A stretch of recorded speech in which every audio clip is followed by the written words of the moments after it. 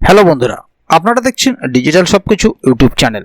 তো বন্ধুরা, আরবিআই এর এক নতুন গাইডলাইন বা নতুন নির্দেশিকা চলে এসেছে, যেখানে বিভিন্ন রকমের বদল আসছে এটিএম পরিষেবায়।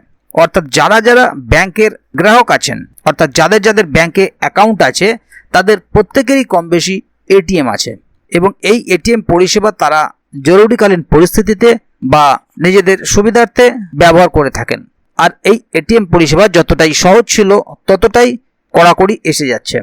স্টেট ব্যাংক থেকে শুরু করে পাঞ্জাব ন্যাশনাল ব্যাংক বা এইচডিএফসি ব্যাংক, যে ব্যাংকেই আপনার অ্যাকাউন্ট থাকুক না কেন, প্রত্যেক ব্যাংকের এটিএম এর ক্ষেত্রেই এই নিয়ম প্রযোজ্য হবে এবং এর ফলে গ্রাহকদেরকে কিছু বাড়তি চার্জও দিতে হতে পারে বা দিতে হবে।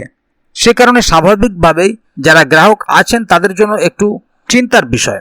তবে মূল বিষয় ঠিক কি বলা হচ্ছে এবং রিজার্ভ ব্যাংকের ক্ষেত্রে নতুন কি নিয়ম চালু করা হয়েছে বা এই এটিএম পরিষেবার জন্য কি কি বদল করা হয়েছে, এই সমস্ত বিষয়গুলি নিয়ে আজকের ভিডিওতে আলোচনা করব। সেই কারণে ভিডিওটিকে কোথাও স্কিপ না করে প্রথম থেকে শেষ অবধি পুরোটাই দেখবেন মনোযোগ সহকারে, যাতে করে কোনো জায়গায় বুঝতে আপনাদের কোনো প্রকারের অসুবিধা না হয়।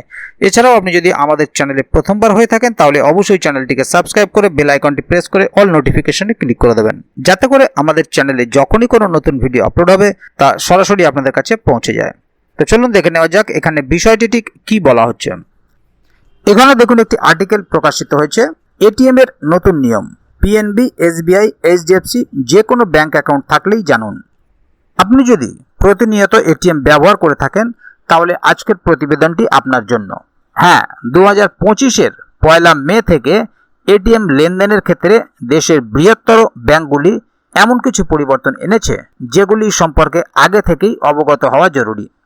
ভারতীয় state bank, Punjab national bank, HDFC bank সহ আরও বেশ কিছু ব্যাংক এটিএম এর নতুন নিয়ম ইতিমধ্যে চালু করেছে, ফলে এবার গ্রাহকদের পকেট থেকে যাচ্ছে বাড়তি চার্জ।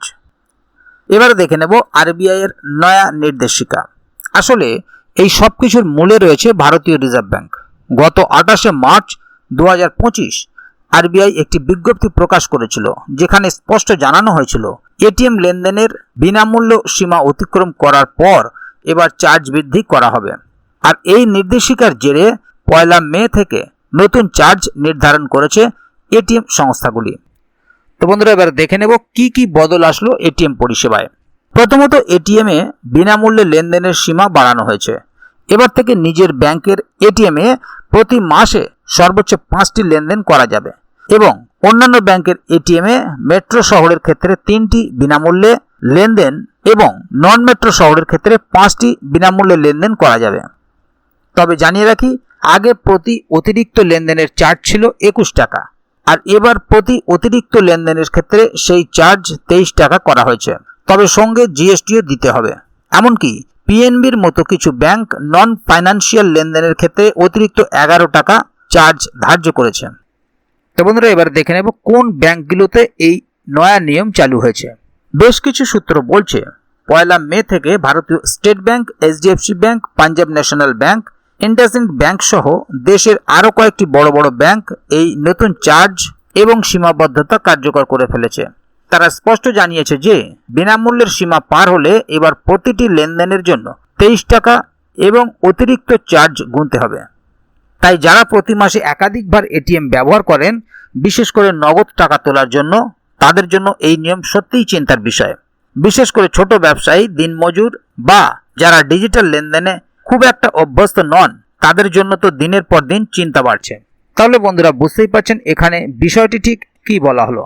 মূলত যারা এটিএম ব্যবহার করেন বেশি পরিমাণে, তাদের জন্য তো এটা একটা চিন্তার বিষয়, বাড়তি চার্জ দিতে হবে।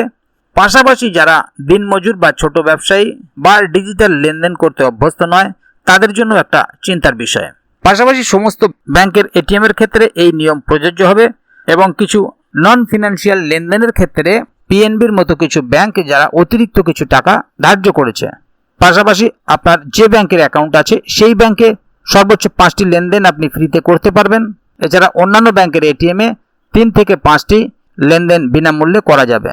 এর বেশি হলেই আপনাকে চার্জ গুনতে হবে। তো এই বিষয়ে যদি আগামী দিনে আরও নতুন কোনো আপডেট আসে তাহলে অবশ্যই আপনাদেরকে এই চ্যানেলের মাধ্যমে জানিয়ে দেওয়া হবে। সেই কারণে চ্যানেলটিকে সাবস্ক্রাইব করে অবশ্যই চ্যানেলের সঙ্গে থাকবেন, যাতে করে এ বিষয়ে আগামী দিনে আরও নতুন কোনো আপডেট আসলে তা সরাসরি আপনাদের কাছে পৌঁছে যায়। তো বন্ধুরা, আজকের গুরুত্বপূর্ণ ভিডিও আপডেটটি এখানেই শেষ করছি। ভিডিওটি সম্বন্ধে আপনাদের মতামত এবং আপনারা কে কোথা থেকে ভিডিওটি দেখছেন অবশ্যই কমেন্ট বক্সে লিখে জানাবেন। ভিডিওটি ভালো লাগলে অবশ্যই একটি লাইক দেবেন এবং বন্ধুদের জানার সুবিধার্থে ভিডিওটিকে শেয়ার করবেন, যাতে তারাও বিষয়টি সম্বন্ধে জানতে পারে। ভিডিওটি শেষ পর্যন্ত দেখার জন্য অসংখ্য ধন্যবাদ। আবার দেখা হবে আগামী ভিডিওতে। ততক্ষণ পর্যন্ত ভালো থাকুন, সুস্থ থাকুন। ধন্যবাদ।